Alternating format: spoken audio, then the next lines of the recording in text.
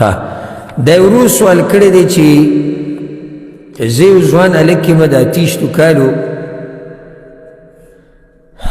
او یو جنۍ مې غوښتلې ده اوله کې د هغې مور پلار انکار کو چې دا نه درکوو ځکه چې ته ستا ځای زموږ د ځای نه لرې دی بیا وایي د هغې نه بعد هغوی ومنله ما سره دا خبره خو هغه جنۍ پکې دا شرط وتړو چې کله یې غوښته چې واده به 3 کاله بعد کېږي واده به 3 کاله بعد کېږي ځکه چې دا ځای لرې دی نو واده به 3 کاله بعد کېږي نو اوس شریعت دې باره کې څه وایي دا واده لیټ کول روا دي او خصوصا دا چې وایي زه په ځان باندې یېرېږم چې زه به فتنو کې واقع شم الجواب ګوره اصل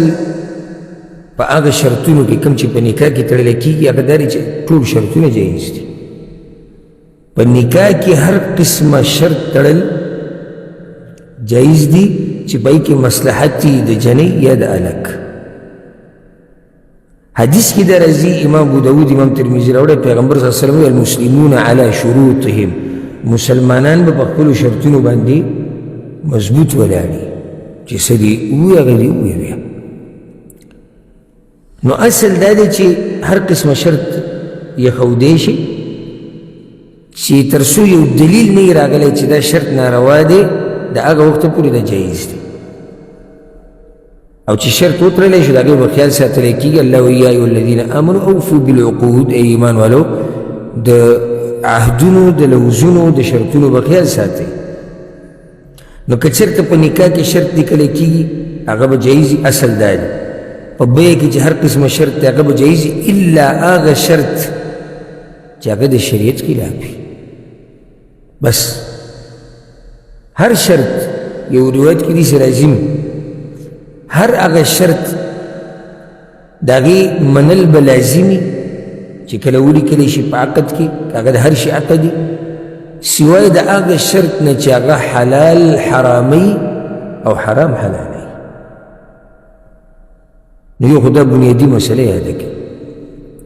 اوس دې جنۍ چې دا شرط تړلی دی دا جایز دی که نه جایز جایز دی څه حلال به کې حرام کړي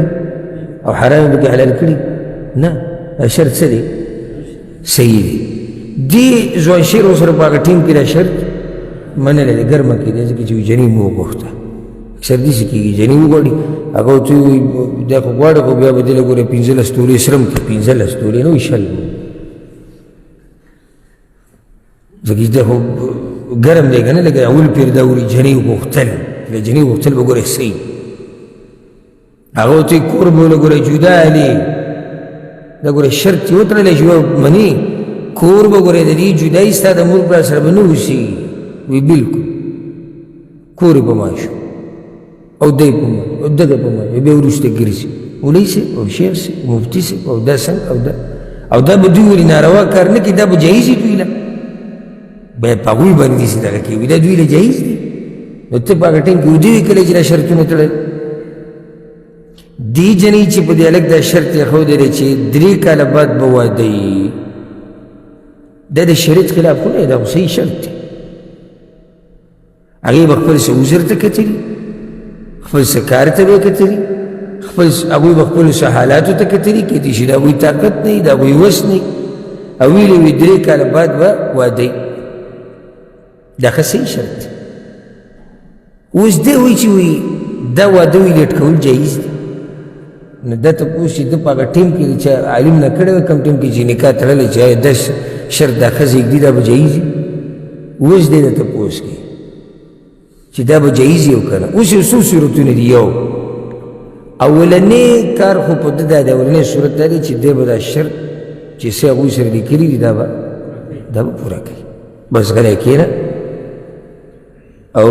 ذکر اذکار کوه روجې نیسه او صبر کوه دویمه طریقه دا ده چې دی لاړ شي او د هغوی